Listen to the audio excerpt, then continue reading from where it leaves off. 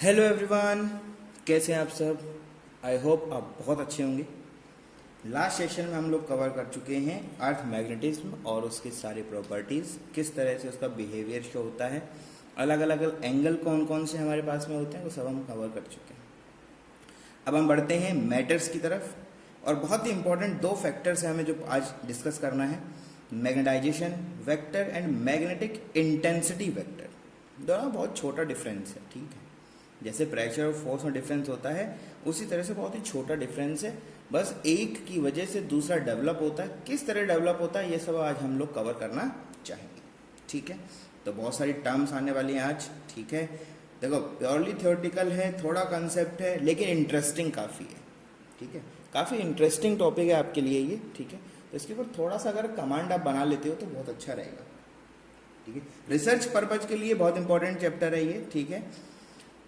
आपको पता है कि थ्योरेटिकल की जब बात आती है तो थ्योरी लिखने में और समझने में थोड़ा डिफरेंस होता है, तो आप अपने नोट्स बनाते रहो, साथ साथ लिखते रहो सारी बातें जो हम बोलने वाले हैं, और आपको देखने को मिलेगा कि एक बहुत अच्छा सा एक कंसेप्ट आपके साथ में बिल्डअप हो जाएगा, समझ रहे चीज़ों को। चलिए, तो आज हम शुरू करना चाहते हैं।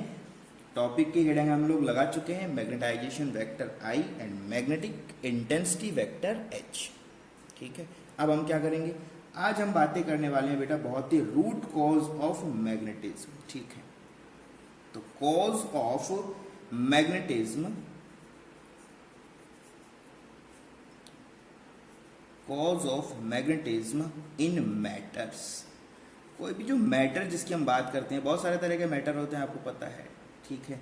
डायमैग्नेटिक होता है, पैरामैग्नेटिक होता है, फेरोमैग्नेटिक होता है। तो आज आपको पता चल जाएगा कि ये सब जो जिनकी बातें आप करते हो, चाहे से आपका फेरोमैग्नेटिक हो या पैरामैग्नेटिक हो या फिर आपका डाईमैग्नेटिक हो, किस तरह से ये सारे के सारे डेवलप होते हैं और किस तरह से इनका बिहेवियर चेंज होता है, ये सब आज हम लोग कवर कर लेंगे। कोई प्रॉब्लम आज हमें नहीं होने वाला है।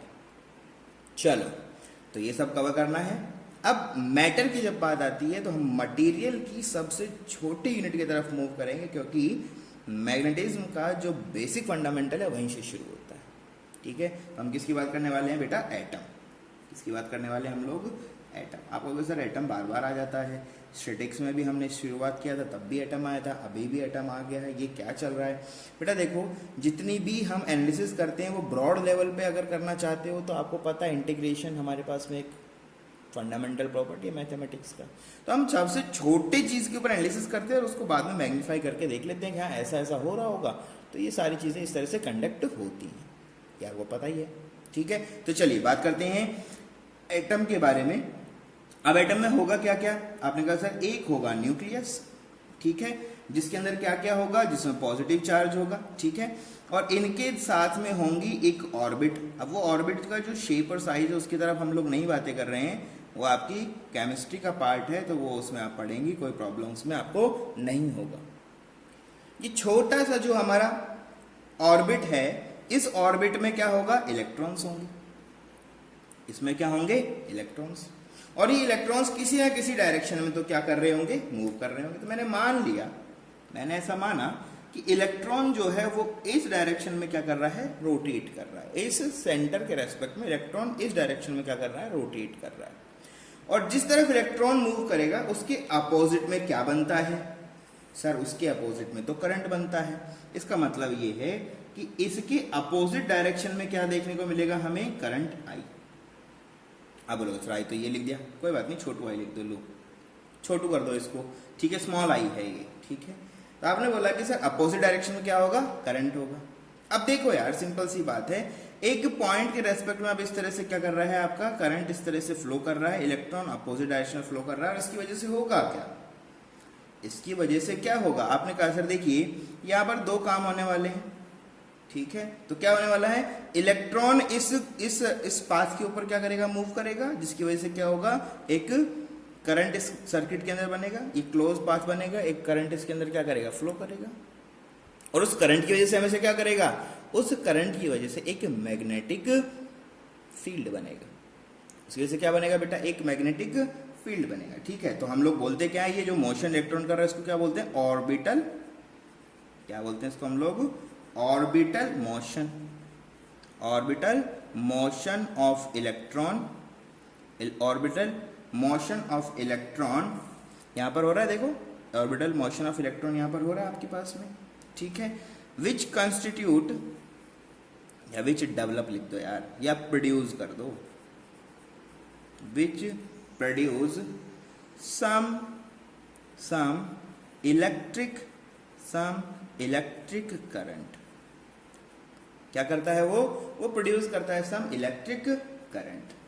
क्लियर सब बातें, इलेक्ट्रिक करंट प्रोड्यूस हो गया, ठीक है। तो अब होगा क्या, द ऑर्बिट ऑफ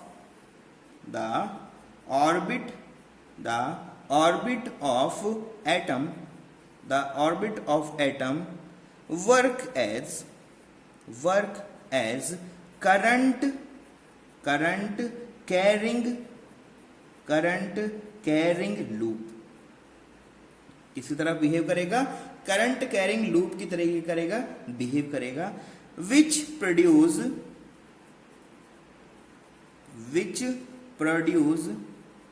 और डेवलप जो आप बोलना चाहें, विच प्रोड्यूस मैग्नेटिक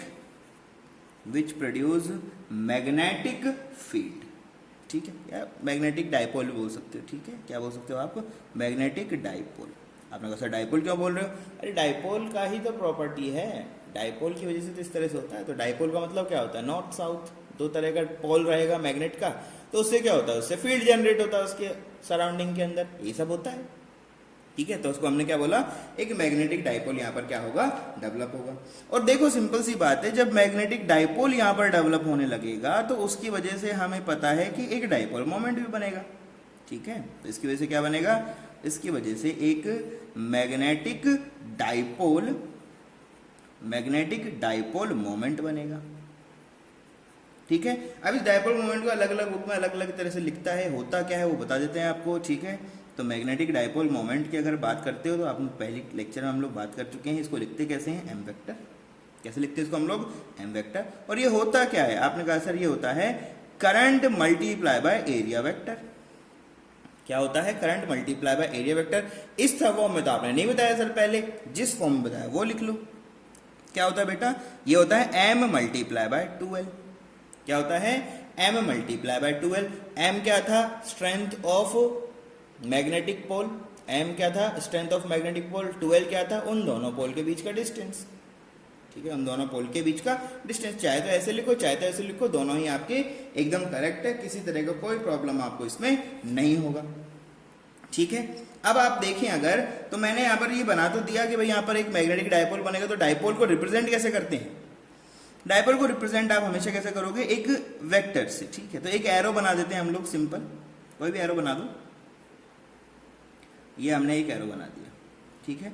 और इस एरो का जो हेड है उसको हम क्या कर देते हैं, थोड़ा सा हाईलाइटेड कर देते हैं। तो जो हाईलाइटेड है वो क्या है, नॉर्थ होता है, जो टेल होती है वो क्या होती है आपकी, साउथ। हेड और टेल से समझ सकते हो, कोई प्रॉब्लम नहीं है, वेक्टर समझते हो यार आप लोग, कोई इश्यू वाली बात नहीं है इसमें, ठीक है। तो इसमें कहां पर है ये डाइपोल सर, ये बताएं। तो मैंने आपको पहले बता चुका हूं, ठीक है। 4th चैप्टर में हम लोग डिस्कस कर चुके हैं कि अगर आप करंट के अलोंग अपनी फिंगर्स को इस तरह से मूव करें तो जो आपका थंब है वो डायरेक्शन देता है आपको किसका, डाइपोल मोमेंट का, ये होता है। तो ये करंट के अलोंग मैंने क्या किया, फिंगर्स को इस तरह से कर्ल किया, तो डायरेक्शन कहाँ मिला मुझे, डाउनवर्ड। कहाँ मिला मुझे, डाउनवर्ड। मतलब क्या है कहने का, मतलब ये है कि सर ये जो छोटा सा हमारा एटम है, एक एटम की बात हो रही है, ये बहुत सारे हो सकते हैं, ये बहुत सारे एटम हो सकते हैं, ऐसा नहीं है कि एक ही एटम होगा, बहुत सारे एटम हो सकते हैं। और इस एटम में हो क्या रहा है, इसके चारों तरफ सर ऑर्बिट है, जो कि एक करंट कैरिंग लूप की तरह क्या कर रही है, बिहेव कर रही है। और ये करंट कैरिंग जो लूप आपने देखा, इसकी वजह से बनने वाला है एक डाइपोल। कौन सा डाइपोल, मैग्नेटिक डाइपोल। और उसमें बनेगा एक मोमेंट। तो मोमेंट होगा किस तरफ, आपने कहा सर अपवर्ड से होगा, किधर, डाउनवर्ड। किधर होगा, अपवर्ड से डाउनवर्ड। क्यों होगा, क्योंकि डायरेक्शन जो करंट का है वो किस तरफ है, इधर। करंट अगर इस तरह जाएगा तो डाइपोल मोमेंट इस तरह से आपको मिलेगा। डायरेक्शन कैसे निकालते हैं, राइट हैंड थंब से निकालते हैं। तो कर्ल करो अपनी फिंगर्स को along the path of current flow और आपको डायरेक्शन मिलेगा डाइपोल का। किस डायरेक्शन मिलेगा, जो भी आपका थंब डायरेक्ट करेगा वही आपका डायरेक्शन हो जाएगा, ठीक है। अगर ये इस तरह से होता तो ये ऊपर की तरफ आ रहा होता, ठीक है, अगर यहाँ हम इलेक्ट्रॉन को इस तरह मान लेते तो करंट अपोजिट डायरेक्शन में होता, तो ये ऊपर हो जाता, उससे कोई फर्क नहीं पड़ रहा, एक छोटा अजम्पशन है, छोटी छोटी बातें हैं जो कि हम लोगों को देखनी होती हैं। ठीक है, तो आपने बोला सर ये क्या है आपका, ये बेटा नॉर्थ पोल है, ये क्या है हमारा साउथ पोल है, मतलब इस तरह से एक डायमैग्नेटिक क्या बन गया मेरे पास में, एक मैग्नेटिक डायपोल बना है, और मैग्नेटिक डायपोल के अंदर होगा क्या, नॉर्थ से साउथ की तरफ क्या करेंगी, बहुत सारी फील्ड लाइंस इस तरह से क्या करेंगी, बढ़ने लगेंगी। क्लियर सब बातें, ठीक है, बहुत बढ़िया। तो देखो बहुत छोटी छोटी बातें हो रही हैं हमारे पास में। नंबर 1 हमने अगर इसको रिप्रेजेंट किया तो आपने बोला सर नंबर 2 ये हो जाएगा, और इसकी वजह से नंबर 3 ये हो जाएगा, ये होने लगता है, ये लगता है। और देख लो इस नंबर 3 में ही हम लोग अगर बात करना चाहें, ठीक है, तो आपने कहा सर मैग्नेटिक डायपोल तो बन गया, अब ये मैग्नेटिक डायपोल किस किस वजह से और बन सकता है वो भी बताना चाहिए आपको। ठीक है, तो आपने बोला the magnetic dipole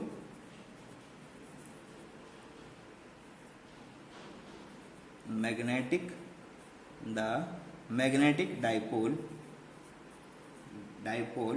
of an atom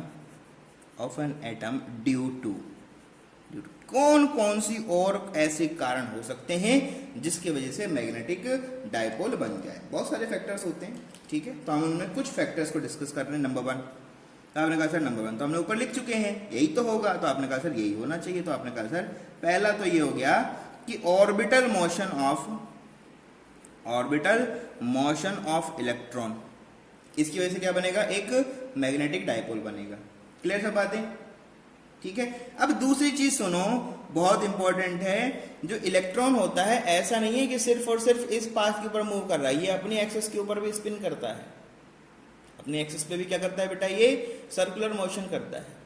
ठीक है, उस तरह से क्या करता है ये, देखो दो तरह के मोशन होते हैं, एक रोटेशन होता है, एक सर्कुलर होता है। तो सर्कुलर मोशन तो आपको देखने को मिल ही रहा है, अपने एक्सिस पे ये क्या करेगा, रोटेशन भी करेगा। ठीक है, इसको हम लोग स्पिन बोलते हैं। ठीक है, तो दूसरा क्या होगा, आपने कहा सर इससे क्या फर्क पड़ेगा, अरे सिंपल है यार, जब ये ऐसे अगर रोटेट कर रहा है तो भी ये मैग्नेटिक डायपोल बनाएगा, तो डेफिनेट सी बात है जब अपने एक्सिस के ऊपर इस तरह से मूव करेगा तो भी तो एक मैग्नेटिक डायपोल बनाएगा। समझ रहे हो, तो आपने कहा सर बिल्कुल सही बात है। तो आपने कहा कि दूसरा हो गया हमारे पास मैग्नेटिक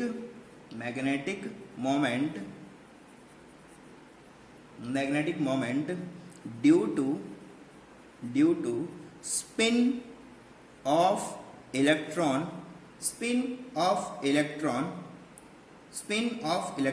ठीक है, ऑन इट्स एक्सिस, अपनी एक्सिस के ऊपर वो क्या करता है, स्पिन करता है। तो स्पिन होता क्या है, स्पिन का मतलब क्या है बेटा, एंगुलर मोमेंटम क्या जनरेट करता है, ये हमेशा एक एंगुलर मोमेंटम क्या डेवलप करेगा, एक एंगुलर मोमेंटम। तो एंगुलर मोमेंटम जो रहेगा उसकी वजह से क्या बनेगा, एक हमारे पास में वापस से एक मैग्नेटिक डायपोल बन जाएगा।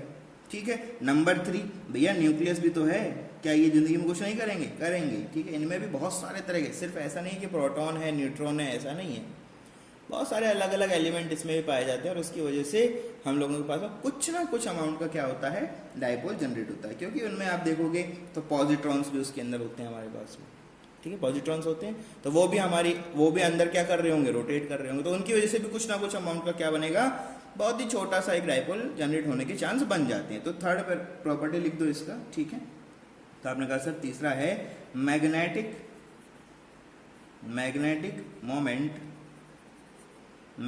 मोमेंट ड्यू टू न्यूक्लियस, क्या है, nucleus, due to nucleus of atom. ये सब बातें। अब बात आती है सर कैसा कैसा होता है, तो बेटा डेफिनेट सी बात है, ये वाले जो दोनों के दोनों फैक्टर आप देख रहे हो, इनका जो मैग्नीट्यूड है बहुत ही छोटा होता है। ठीक है, बहुत ही छोटा होता है, तो बोल सकते हो आप this is very very small, और इनको कैलकुलेट करने के लिए क्लासिकल फिजिक्स फेल हो जाता है। ये सब क्लासिकल फिजिक्स में नहीं हो सकता, तो क्लासिकल फिजिक्स में नहीं तो कहाँ हो सकता है। तो इसको अगर आप देखना चाहते हो तो आपको कहाँ जाना पड़ेगा, आपको जाना पड़ेगा क्वांटम कंप्यूटिंग, अरे नहीं, क्वांटम मैकेनिक्स। अभी कंप्यूटिंग के बारे में छोड़ो बातें, पहले मैकेनिक्स पढ़ लो, तभी तो कंप्यूटिंग आएगा ना। ठीक है, तो ये बहुत छोटे होते हैं। मतलब छोटे होने का क्या मतलब है सर? बेटा जी इनको हम लोग नेग्लेक्ट कर देते हैं, इनको हम लोग क्या कर देते हैं? नेग्लेक्ट कर देते हैं। हम लोग क्या कंक्लूड कर सकते हैं? क्या कंक्लूड कर सकते हैं कि बोलेंगे कि net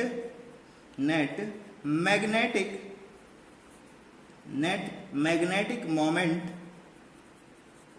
the net magnetic moment of A atom is due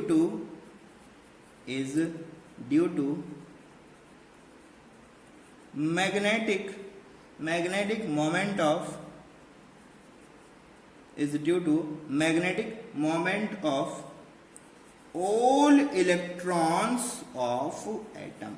एक की वजह से नहीं होता, बहुत सारे हैं ना, तो सब में यही हो रहा होगा ना, सब में यही हो रहा। तो ये क्या है? नंबर ऑफ इलेक्ट्रॉन बहुत ज्यादा होते हैं, तो इसका मतलब यहाँ पर एटम के अंदर ज्यादा कंस्टिट्यूट कौन करेगा? ऑर्बिटल मोशन की वजह से जो बनेगा वो। ठीक है, तो उसी ये दोनों क्या है आपके? नेग्लेक्टेड है, दोनों क्या है? नेग्लेक्टेड है। और उनको अगर समझना भी चाहते हो तो क्वांटम मैकेनिक्स की जरूरत है, जो कि हमारे लिए अभी बहुत उड़ती हुई चीजें हैं। ठीक है, तो नेट मैग्नेटिक जो मोमेंट होता है किसी भी एटम के अंदर, वो किसकी वजह से देखने को मिलेगा आपको? Magnetic moment of all electrons जो बनेगा, वही आपको पूरा का पूरा वैल्यूज देने वाला है। क्लियर है सब बातें? बहुत बढ़िया, बहुत बढ़िया। चलो आगे बढ़ते हैं। अब क्या होता है? अब एटम के ऊपर भी तो बहुत सारी बातें हो सकती हैं, एटम भी बहुत सारे तरह का हो सकता है। तो आपने बोला सर नंबर 4, भाई 3 बातें हो चुकी हैं, चौथी बातें हो रही हैं। ठीक है, तो क्या कहना चाहता है? आपने कहा सर कुछ एटम्स ऐसे होते हैं जिनके अंदर इलेक्ट्रॉन पेयर्ड होते हैं, कुछ ऐसे होते हैं जिनमें इलेक्ट्रॉन अनपेयर्ड होते हैं। केमिस्ट्री में पढ़ा ये सब बातें, तो ये सब बातें तो हमने बेटा केमिस्ट्री में पढ़ी हुई हैं। समझ रहे हो चीजों को? तो वही बातें हैं, उनको उन छोटी छोटी चीजों पे हम लोग क्या कर रहे हैं? कंक्लूजन देख रहे हैं। तो क्या बोलेंगे? In some atom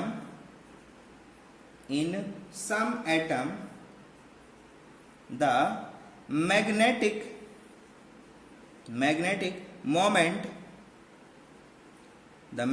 moment is zero the magnetic moment is zero किनका? of electrons। in some atoms the magnetic moment is zero of electrons due to paired electrons in orbits। paired electrons in orbits। ठीक है, paired electron रहेगा तो इससे क्या फर्क पड़ता है? जैसे आपको एक छोटा एग्जांपल दे देता हूं मैं। ठीक है, पेयर्ड इलेक्ट्रॉन आप निकाल सकते हो, कोई प्रॉब्लम नहीं। हीलियम जैसे मैंने बोला, तो हीलियम को कैसे रिप्रेजेंट करते हैं? आपने बोला सर इसको लिखते हैं 1s² से। और इसको अगर लिखना चाहें तो ऐसे डब्बों में कैसे बंद करते हो? डब्बा बनाना सीखा है ना, डब्बे में कैसे लिखते हैं? आपने कहा सर एक इधर जा रहा है तो एक इधर जा रहा है, 2 ही है तो ऐसे ऐसे होगा। बहुत सारे हो सकते हैं ऐसे। ठीक है, फिलहाल ये पेयर्ड है, ये क्या है? पेयर्ड है। तो इसकी वजह से होगा क्या? ये वाला इलेक्ट्रॉन एक डायरेक्शन के अंदर मैग्नेटिक फील्ड बनाएगा, ये इलेक्ट्रॉन उसकी अपोजिट बनाएगा, दोनों एक दूसरे को कैंसिल आउट कर देंगे। तो कैंसिल आउट जैसे करेंगे तो टोटल मोमेंट कितना हो जाएगा? 0 हो जाएगा। टोटल मोमेंट कितना हो जाएगा? 0 हो जाएगा। सिंपल सी बातें हैं। ठीक है, तो इसकी वजह से क्या होगा? इसकी वजह से आप देखोगे कि नो मैग्नेटिक फील्ड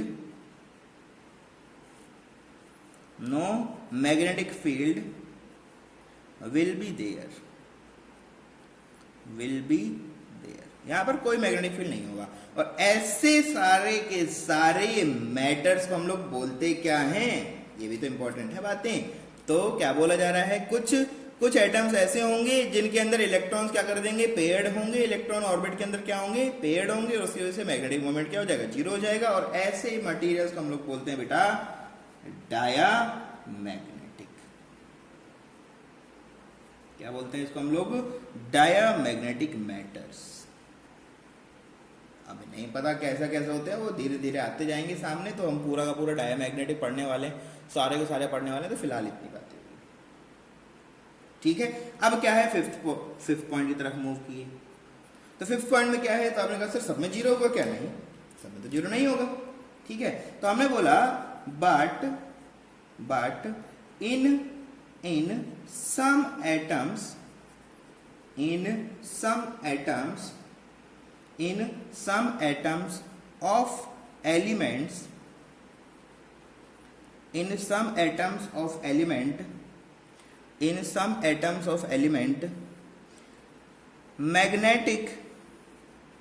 मैग्नेटिक क्या है ये moment, magnetic moment will not be zero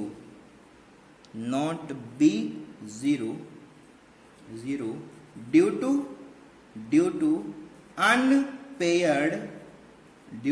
unpaired electron arrangement. Electron का अरेंजमेंट कैसा है, अनपेयर्ड इलेक्ट्रॉन्स का अरेंजमेंट रहेगा, उसकी वजह से हमें ये देखने को नहीं मिलेगा। तो मतलब क्या है, जैसे यहाँ पर दो हो गए ऐसे नहीं होगा, उनके अंदर कोई सिंगल होगा, कोई अपोजिट डायरेक्शन में कुछ ना कुछ तो होगा, कुछ ना कुछ उनमें होगा। तो ऐसे में क्या होगा, ऐसी कंडीशन में m वेक्टर का वैल्यू 0 नहीं होगा। और ऐसे सारे के सारे मैटर्स को हम लोग क्या बोलते हैं, या तो आप इनको क्या बोलेंगे, पैरामैग्नेटिक, क्या इनको बोलेंगे, पैरामैग्नेटिक, या तो इनको हम लोग क्या बोलेंगे, फेरोमैग्नेटिक। दोनों कुछ हो सकते हैं, दोनों ही यहां पर आ जाएंगे आपके पास में। तो कुछ पैरा होंगे कुछ फेरो होंगे, तो पता लगाएंगे पैरा कौन है फेरो कौन है, ठीक है। तो ये अलग अलग प्रॉपर्टीज हैं, वो सब के बारे में हम लोग बातें करते हैं। बढ़िया, चलो आगे बढ़ते हैं। आपने कहा सर अगर हम इसको एनालाइज करना चाहें तो कैसे करें, तो आपने कहा सर इनमें से कोई एक मैटर ले लो। भाई ये तो हम लेके नहीं चलेंगे, इसमें तो होगा नहीं, मतलब इनका कोई ना कोई मैटर लेके चलेंगे। स्पेसिमेन ले लो, इसको क्या बोलते हैं हम लोग, स्पेसिमेन बोलते हैं। तो आपने बोला एक स्पेसिमेन ले लिया हमने, स्पेसिमेन समझते हो ना, एक स्पेसिमेन ऑफ मैटर लिया हमने, ठीक है। स्पेसिमेन क्या ले लिया हमने, मैटर का एक स्पेसिमेन ले लिया, मतलब एक छोटा टुकड़ा ले लिया। स्पेसिमेन का मतलब क्या है, एक डिफाइंड डायरेक्शन, एक डिफाइंड क्या होता है उसका डायमेंशन होता है, उसी को हमने यहां पर लेके बैठ गए। जैसे लेके बैठे तो क्या क्या हुआ आपके साथ में, उसको देख लेते हैं। तो आपने कहा सर ये छोटा सा क्या है, छोटा सा हमारे पास में क्या है, स्पेसिमेन।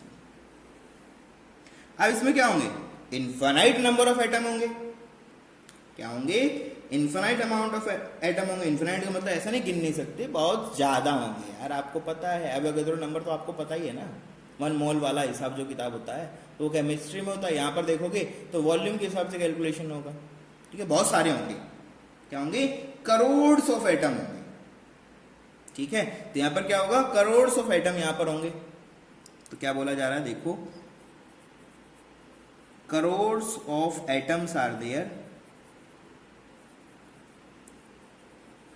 और उन सब में क्या है, उन सब में आपका मोमेंट 0 नहीं है, उनमें सब में मोमेंट 0 नहीं है। तो अभी तो इलेक्ट्रॉन की वजह से एक एटम में बहुत सारा मोमेंट था, अब क्या हो जाएगा, नंबर ऑफ एटम की वजह से पूरे स्पेसिमेन में क्या हो जाएगा, बहुत सारा मोमेंट हो जाएगा। तो आपने कहा सर अगर यहां पर ऐसा होगा, करोड़ ऑफ एटम यहां पर होंगे, तो यहां पर क्या बनेगा, आपने कहा सर यहां पर बहुत सारे एटॉमिक डाइपोल होंगे। क्या होंगे, यहां पर बहुत सारे एटॉमिक डाइपोल होंगे। एटॉमिक डाइपोल क्या बोल रहे हो भाई, एक इलेक्ट्रॉन की वजह से एक एटम में डाइपोल बना, तो यहां पर बहुत सारे एटम है, तो क्या हो जाएंगे आपके पास में, बहुत सारे एटॉमिक डाइपोल हो जाएंगे, ठीक है। और वो होंगे कैसे, वो होंगे रेंडमली अलाइंड। रेंडमली का मतलब क्या है, किसी भी पर्टिकुलर डायरेक्शन में वो हो सकता है, उसको आप ऐसे रिस्ट्रिक्ट नहीं कर सकते, नहीं चलो इधर चलना पड़ेगा आपको, नहीं। वो क्या होंगे, हमेशा रेंडमली अलाइंड होंगे। क्या होंगे, हमेशा रेंडमली अलाइंड, कुछ इस तरह से आपको देखने को मिलेगा। तो आपने कहा सर कैलकुलेट कैसे करेंगे, हमें तो पता ही नहीं चलेगा, देखने से तो थोड़ी दिखता है ये सब चीजें, तो हमें देखने को नहीं मिलेगा, ठीक है। रेंडमली अलाइनमेंट होता है। तो अब रेंडमली अलाइनमेंट का मतलब क्या है कहने का, रेंडमली अलाइंड का कहने का जो मतलब है, आप पूरे के पूरे में कैलकुलेशन नहीं कर सकते, लेकिन छोटे पार्ट में कर सकते हो। आपने क्या किया, take a small unit volume,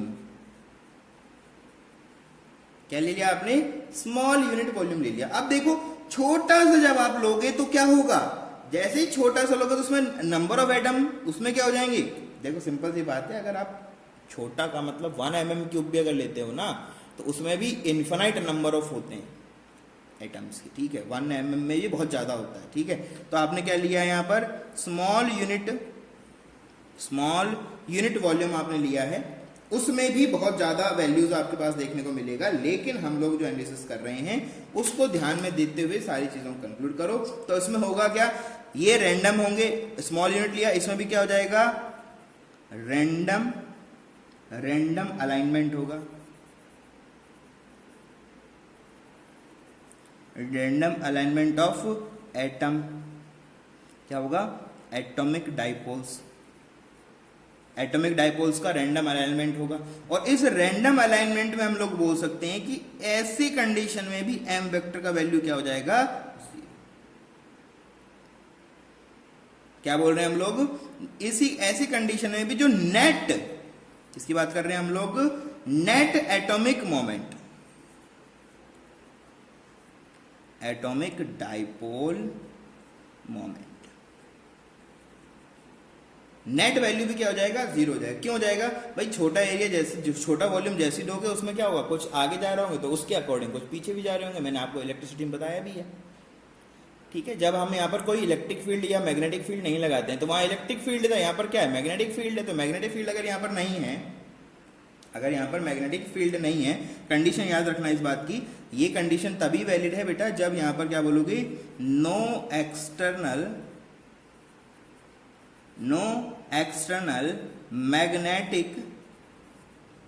magnetic field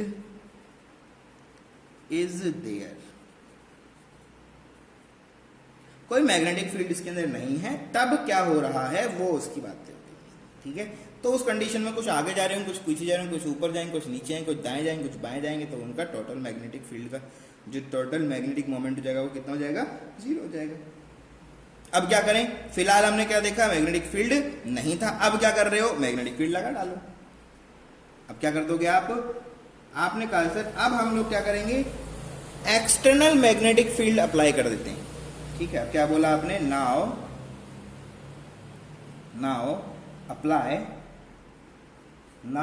apply an external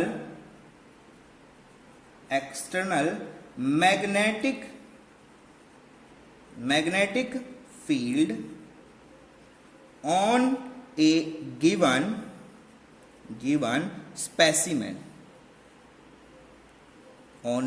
given specimen of matter. किसी भी मैटर का जो स्पेसिमेन आपको गिवन था उसके ऊपर आपने अब क्या कर दिया, उसमें आपने एक मैग्नेटिक फील्ड को क्या कर दिया, अप्लाई कर दिया। क्या फर्क पड़ेगा उससे, चलो देख लेते हैं क्या फर्क पड़ेगा। अब डेफिनेट सी बात है, आपको पता है कि जैसे ही, याद करो मैं इलेक्ट्रिसिटी की बातें वापस से आपको थोड़ा सा रिवाइज करा रहा हूं, ठीक है, थोड़ा सा रिवाइज करा रहा हूं। कैसे होता था देखो, अगर आप एक इलेक्ट्रिक फील्ड लगा देते थे किसी डाइपोल के ऊपर तो क्या करता था, वो रोटेट होने लगता था, उसके ऊपर फोर्स आता था, ठीक है, और वो अलाइन हो जाता था, किसके अलोंग अलाइन हो जाता था, इलेक्ट्रिक फील्ड के अलोंग अलाइन हो जाता था। देखो होता क्या था वो देखो, अगर मैं आपको कंसेप्ट वापस से रिवाइज करना चाहता हूं तो होने वाला ये था, ये होता था आपके पास में एक इलेक्ट्रिक फील्ड। आप कहोगे सर मैग्नेटिक फील्ड में इलेक्ट्रिक फील्ड क्यों ला रहे हो, अरे भैया समझना है बातों को इसलिए ला रहे हैं, ठीक है। ये होता था आपका एक इलेक्ट्रिक फील्ड ई वेक्टर, ऐसे कुछ होता था, यूनिफॉर्म है, ये कंफर्म है, यूनिफॉर्म है। तो होता क्या था कि आपके पास में यहां होता था एक नेगेटिव, यहां पर होता था आपका एक पॉजिटिव, यही होता है। तो आप बोलते थे ये तो है सर माइनस क्यू चार्ज और ये क्या है आपके पास में प्लस क्यू चार्ज, ठीक है। तो प्लस क्यू चार्ज क्या करता था, रिपल्शन में जाता था, तो रिपल्शन जब होता था तो इनके ऊपर फोर्स लगता था, कितना अमाउंट लगता था, क्यू ई अमाउंट, और इनके ऊपर कितना फोर्स लगता था, माइनस क्यू ई अमाउंट का फोर्स लगता था। ये इनका सेंटर होता था, तो ये सेंटर के अलोंग क्या कर जाता था, ये इस तरह से इसमें टॉर्क लगता था। सेंटर के अलोंग हमें क्या फील होता था, यहां पर एक टॉर्क फील होता था। जैसे ये सब काम होता था तो कुछ टाइम के बाद ये सब चीजें वापस से क्या कर जाती थी, आपने कहा सर ये अलाइन हो जाता था, भाई टॉर्क लगेगा ना, टॉर्क लगेगा इसके ऊपर। जैसे टॉर्क इसके ऊपर अप्लाई करोगे तो ये अपने सेंटर के रेस्पेक्ट में क्या कर देता था कि पॉजिटिव और नेगेटिव क्या कर जाते थे, ये आपका माइनस क्यू था, ये आपका प्लस क्यू था, ये आपका सेंटर हुआ करता था, और इस तरह से पूरा का पूरा यहां पर अलाइनमेंट देखने को मिल जाता था, ठीक है, तो ये आपका बैलेंस कंडीशन होता था, याद है कुछ? ये आपका क्यू इधर जा रहा होता था, यहाँ पर आपका माइनस क्यू ई इधर जा रहा होता था। अब इनको कपल मिलेगा नहीं, कपल मिलेगा तो टॉर्क, ये दोनों एक दूसरे कैंसिल आउट कर देंगे। ठीक है, तो ये अलाइनमेंट हो जाता था। ठीक है, तो इसी तरह से यहां पर भी क्या होगा, due to magnetic field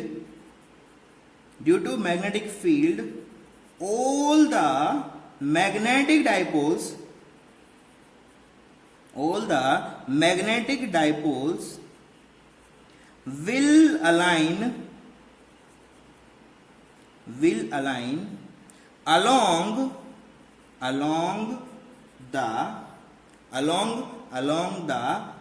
the magnetic field applied externally on that specimen। जो स्पेसिमेन आपने लिया है उसके ऊपर जो भी आप मैग्नेटिक फील्ड यहां पर लगा दोगे उसके अलाइन, वो क्या हो जाएंगे, उसके अलाइन हो जाएंगे। तो होने क्या वाला है वो देख लो। बहुत ही आसान सी चीजें हैं, समझने वाली चीजें बहुत आसान है, बहुत ही पुराना जो फंडामेंटल है उसी के रेस्पेक्ट में हम चल रहे हैं। ठीक है, यहां पर क्या था, रैंडमली अलाइन थी।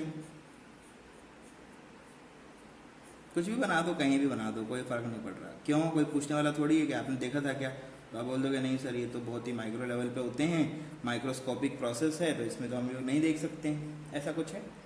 अब आपने क्या किया, आपने इसके ऊपर ऐसा, पहले यहां पर था, यहां पर आपका मैग्नेटिक मोमेंट का वैल्यू कितना था, 0, कुछ नहीं था, कुछ भी नहीं था। अब आपने इस पर क्या किया, आपने इस पे जैसे ही लगाया मैग्नेटिक फील्ड, तो ये किस में कन्वर्ट हो जाएगा, इसके सारे के सारे जो एटॉमिक डायपोल थे वो अलोंग द मैग्नेटिक फील्ड क्या कर जाएंगे, अलाइन हो जाएंगे। तो वापस से बना देते हैं इसको, छोटा सा तो है, ये लो। तो कैसे देखोगे, तो मैग्नेटिक फील्ड इस तरफ जा रहा है तो मतलब सबके सब इस तरफ जाएंगे। देखो 100% तो कभी पॉसिबल नहीं है, ये आपको पता है, 100% ये चीजें कभी पॉसिबल नहीं होगा, ये ध्यान रखना। तो अलाइनमेंट जो हो जाएगा वो कैसे हो जाएगा कि आप मान के चलो 99.99% अलाउ हो जाएंगे, लेकिन कुछ ऐसे शरारती तत्व होते हैं जिंदगी के अंदर जो कभी भी अलाइन नहीं होते हैं। ठीक है, ये तो आपको पता है ना। तो इसी तरह से क्या होगा, मैक्सिमम क्या हो जाएगा, मैक्सिमम एटम्स क्या कर जाएंगे आपके, इस तरह से अलाइन हो जाएंगे। किसके अलोंग अलाइन हुए हो, आपने कहा सर जिस तरफ हमारा मैग्नेटिक फील्ड था उसी के अलोंग हम लोग यहाँ पर अलाइन हो चुके। अब देखो, अगर आप यहां पर अब लेते हो यूनिट वॉल्यूम, तो बेटा कि कभी भी मैग्नेटिक मोमेंट 0 नहीं होगा, कभी भी मैग्नेटिक मोमेंट 0 नहीं होगा। ठीक है, तो अब बोला गया in that condition of uniform magnetic field now m vector net is not equals to 0। Net value अब 0 नहीं हो सकता in a given unit volume। Unit volume के अंदर अब ये वैल्यू 0 नहीं हो सकता, नेट वैल्यू 0 नहीं हो सकता। क्यों, अरे दिख रहा है ना भाई, अब तो सबके सब इस तरफ 90% तो सारे के सारे अलोंग द बी चली गए हैं। ठीक है, जैसे ये होता था वैसे ये भी होता है यहाँ पर, क्योंकि देखिए क्या जाएगा, एम आ जाएगा। ठीक है, तो एम बी आपका बन जाएगा, है ना, ऐसा कुछ होता था। ठीक है, तो ये सब चीजें छोटी छोटी हैं, ये आपको समझना होता है। ठीक है, अब आपने कहा सर क्या ये जो थोड़े से जो रह गए हैं इनको भी अलाइन कर सकते हैं, बिल्कुल कर सकते हैं, बिल्कुल ये काम आप कर सकते हो। आप लिख दो, इफ वी टेम्परेचर, अगर हम लोग टेम्परेचर को डिक्रीज करते हैं, क्या करते हैं, टेम्परेचर डिक्रीज करें और बी का स्ट्रेंथ को क्या करें, इंक्रीज करें, तो उस कंडीशन के अंदर क्या हो जाएगा, 100% alignment can be achieved. 100% achievement हम लोग कर सकते हैं। ठीक है, क्या क्या करना पड़ेगा, टेम्परेचर घटाते रहो, बी का स्ट्रेंथ बढ़ाते रहो, एक पॉइंट के ऊपर 100% अचीव हो जाएगा। ठीक है, तो ये छोटे छोटे जो शरारती तत्व रहेंगे, इनको ऐसा करने के लिए ऐसा करना हमें पड़ता है, ये हमारी मजबूरी है, ऐसा कोई प्रॉब्लम इसमें नहीं होना चाहिए आपको। ठीक है, चलो बहुत बढ़िया। तो ये तो बेसिक बातें हो गई हमारे पास में। ठीक है, इसमें क्या होगा, खुद इसके अंदर ये सब चीजें हो गई हैं। ठीक, अब देखो सिंपल सिंपल सी बातें होने क्या वाली हैं कि अब दो तरह से काम हो रहा है। दो तरह से क्या हो रहा है, आपने बाहर लगाया हुआ है एक बी वेक्टर जो कि कैसा है, एक्सटर्नल। एक्सटर्नल फील्ड आपने अप्लाई किया था स्पेसिमेन के ऊपर, ये आपका स्पेसिमेन था, ये क्या था आपका स्पेसिमेन था। देखो ये सब बातें बहुत बार हो चुकी हैं, कैपेसिटेंस में हम लोग ये बात कर चुके हैं, बस वहाँ फील्ड होता था इलेक्ट्रिक का, अभी है मैग्नेटिक का, लेकिन दोनों में तो बहुत सिमिलरिटी है। पूरा का पूरा आपको मैंने इनका एनालॉजी तो बताया ही हुआ है, कोई दिक्कत ही नहीं है। अब इनमें हुआ क्या है, इनके अंदर हो गया है अलाइनमेंट, इनमें क्या हो गया आपका अलाइनमेंट। कुछ छोटे से इधर उधर कर देना, क्योंकि 100% कभी भी पॉसिबल नहीं होता है, तो ये सब चीज़ें आपको पता होनी चाहिए कि 100% तो इसमें कभी नहीं हो सकता, तो थोड़ा बहुत ऊपर नीचे कर दो, कोई दिक्कत नहीं है। अब होने क्या वाला है, एक्सटर्नल आपने अप्लाई किया और इसके अंदर क्या हो गया, इनके अंदर खुद में एक मैग्नेटिक डाइपोल बन गया। इनके अंदर खुद में क्या हो गया, एक मैग्नेटिक डाइपोल बन गया, और जो वर्क किधर कर रहा है बेटा जी, वो वर्क कर रहा है अंदर इस तरह से जा रहा है, इधर जा रहा है, समझ रहे हो। ठीक है, तो नेट वैल्यू कितना हो जाएगा, नेट वैल्यू की अगर बात करोगे तो नेट वैल्यू कितना होगा, इन दोनों का समेशन ही तो होगा, कुछ कुछ याद नहीं है, E1 प्लस E2 कर देते थे, अंदर ऐसा कुछ बन जाता था, मटेरियल के अंदर हम लोग एक्सटर्नल फील्ड लगाते थे, तब क्या होता था, अंदर भी एक मैग्नेटिक फील्ड बन जाता था जिसका स्ट्रेंथ हमेशा ज्यादा होगा। हमें पता होता है ना भाई, ये जो आपका बी इन का वैल्यू है ये हमेशा ज्यादा होगा, किससे, बी एक्सटर्नल से। क्यों, इस एक्सटर्नल की वजह से इनमें कुछ कंपोनेंट आया होगा, और इनके अलाइनमेंट की वजह से कुछ ना कुछ इसमें खुद डेवलपमेंट हो गया है, कुछ ना कुछ अलाइनमेंट हो गया है। ये जो प्रॉपर्टी हुई है यहां पर, ये जो फंडामेंटल यहां पर आपको देखने को मिल रहा है, इसको बोलते क्या है, इसको बोलते हैं मैग्नेटाइजेशन। क्या बोलते हैं इसको, मैग्नेटाइजेशन। ठीक है, या फिर बोलते हैं मैग्नेटाइज्ड, मैग्नेटाइजेशन ऑफ मैटर। क्या हो गया है, मैग्नेटाइजेशन ऑफ मैटर बोल दो, या इसे क्या बोल सकते हो आप, मैग्नेटाइज्ड, मैग्नेटाइज्ड मैटर। अब मैग्नेटाइज जब हुआ है तो इसके अंदर खुद का भी एक मैग्नेटिक फील्ड बना है। जब कोई मैटर मैग्नेटाइज हो जाता है तो उसमें होता क्या है, तो आप बोल सकते हो इसमें क्या होगा, it has a magnetic field for itself. अपने से एक इसने क्या कर लिया है, बना लिया है। ठीक है, अपने से इसमें क्या हो गया है, एक बन गया है, तो उसका वैल्यू क्या होगा, डेफिनेट सी बात है, बाहर वाला और अंदर वाला दोनों मिलके अंदर वाला तो ज्यादा हमेशा ही होगा। ठीक है, तो ये हमेशा याद रखना कि इंटरनल जो आपका मैग्नेटिक फील्ड होता है वो एक्सटर्नल मैग्नेटिक फील्ड से हमेशा क्या रहेगा, ज्यादा रहेगा, हमेशा ये ज्यादा रहेगा। अब बात आती है अगर हम लोग इसको हटा दें तो क्या होगा, देखो हटाना लगाना ये सब तो चलता रहेगा, लेकिन फिलहाल ये मैग्नेटाइज हो गया और हमें पता लग गया कि मैग्नेटाइज करते कैसे, ये हमेशा इस तरह से रहेगा। ठीक है, तो ये आपको ध्यान रखना है कि इनका वैल्यू हमेशा क्या होता है, एक्सटर्नल से ज्यादा होता है। क्यों होता है, this is nothing but due to its own arrangement, due to its own arrangement of atomic dipole। इसके अंदर अंदर कुछ ना कुछ एटॉमिक डाइपोल बन गए, आपके सामने दिख रहे हैं यूनिट वॉल्यूम के अंदर, उसकी वजह से नेट वैल्यू तो जीरो नहीं हो सकता, जीरो नहीं हो सकता तो एक्सटर्नल के अंदर ऐड हो जाएगा, तो हमेशा ये उससे ज्यादा देखने को मिलेगा। ठीक है, समझ रहे हो। अब हमारा फंडामेंटल आता है नंबर 1, जो हमने हेडिंग डाली थी, अब शुरू होगा। अभी तक तो हमने मैटर के अंदर किस तरह से मैग्नेटाइजेशन करते हैं वो पता लगाया था, कुछ भी नहीं किया अभी तक, तो हमने सिर्फ मैटर में मैग्नेटाइजेशन करते कैसे वो पता लगाया। अब आता है सबसे पहला मैग्नेटिक सॉरी मैग्नेटाइजेशन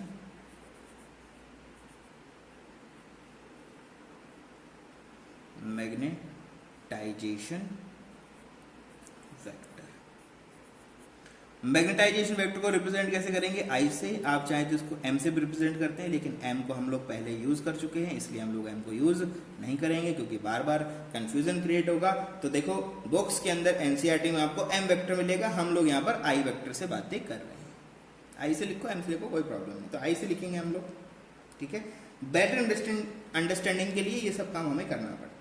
अब बात आती है क्या होने वाला है। सिंपल सी बातें हैं, आपने ये सब काम कर दिया है, एक्सटर्नल फील्ड लगा दिया है, और एक्सटर्नल फील्ड की वजह से इसमें क्या हो गया है? सेल्फ अलाइनमेंट हो गया है। और इस सेल्फ अलाइनमेंट को अगर आप यूनिट वॉल्यूम के रेस्पेक्ट में काउंट करते हो तो उसी को आप लोग क्या बोल देते हो? उसी को बोलने लगते हो मैग्नेटाइजेशन वेक्टर।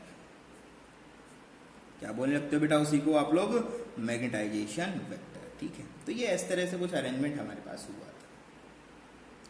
ऐसा नहीं उल्टा नहीं हो सकता, हाँ हो सकता है, इधर भी जाएगा, ठीक है, इधर भी जा सकता है, ठीक है, नीचे भी ऐसे भी जा सकता है, ये कुछ भी हो सकता है। अलाइनमेंट की बातें हो रही है तो अलाइनमेंट किसी भी डायरेक्शन में आपका हो सकता है। बात आती है आई क्या है, बात आती है आई क्या है। तो आप लिखोगे कि जो आई वेक्टर है ये हमेशा होगा कैसा? इसको हमेशा याद रखना बेटा, ये क्या होता है? नेट, क्या होता है? Net magnetic moment. क्या होता है? Net magnetic moment divide by unit volume. क्या है? Net magnetic moment divide by unit volume. तो आई को अगर फॉर्मूले में लिखना चाहोगे तो फॉर्मूला कैसे लिखोगे? आप लिखोगे M vector net divide by V. कितना हो जाएगा? M divide by V. तो एम कैसे निकालते हो? एम निकालने का तरीका मैंने आपको बताया हुआ है। एम मल्टीप्लाई बाय 2l भी कर सकते हो, या फिर आई मल्टीप्लाई बाय एरिया वेक्टर भी कर सकते हो। दोनों से ये काम हो जाएगा, कोई प्रॉब्लम आपको नहीं होगा। बात आती है कैसे लिखेंगे। तो यार सिंपल सी बात है, इसको अगर देखोगे तो एम क्या होता है? आई इंटू ए, वॉल्यूम क्या होता है? Metre cube, area metre square, metre cube. तो क्या बचेगा? Simple, ampere per metre. क्या बचेगा? एम्पियर पर मीटर, ठीक है। तो कैसे लिखोगे? एम्पियर इंटू मीटर -1, ठीक है। यूनिट लिखना चाहते हैं एमएलटी के अंदर तो क्या लिखोगे? m0 l-1 t0 और a की पावर 1, ठीक है। एमएलटी में लिखना चाहो तो एमएलटी में ऐसे लिख दो, और अगर आपको सिंपल लिखना है एम्पियर मीटर तो ये एम्पियर पर मीटर हो गया। इस तरह से आप इसको रिप्रेजेंट कर सकते हो, ठीक है। तो एक तो वैल्यू आ गई हमारे पास में, ठीक है। तो ये ध्यान रखने वाली बात बस ये है इंपॉर्टेंट, कि हमेशा इनका वैल्यू क्या होगा? एक्सटर्नल से ज्यादा होगा। क्लियर सब बातें? क्वेश्चन भी कर सकते हो इसके ऊपर आप बेस्ड। चलो एक क्वेश्चन आपको करा दो, ठीक है, समझ में आने लगेगा चीजों को, ठीक है। एक बार मैग्नेट है, ठीक है, तो बहुत बड़ा क्वेश्चन लिखेंगे नहीं, सिंपल लिखेंगे। फॉर ए बार मैग्नेट, ये हमारे पास में क्या है? एक बार मैग्नेट है। बार मैग्नेट की कुछ प्रॉपर्टीज होती हैं जो कि फर्स्ट लेक्चर में हम कवर कर चुके हैं। उसने क्या क्या दिया आपको? ये दिया है। क्या क्या दिया उसने आपको? उसने बोला है कि पोल स्ट्रेंथ है उसका, पोल स्ट्रेंथ कितना उसका? m है, ठीक है। उसका खुद का जो लेंथ है, लेंथ का वैल्यू कितना है? 2l है, ठीक है। और उसका जो क्रॉस सेक्शन एरिया है, क्रॉस सेक्शन जो एरिया उसका गिवन है, उसका वैल्यू कितना है? वो a है, ठीक है। तो आपको कैलकुलेट करना है, कैलकुलेट मैग्नेटाइजेशन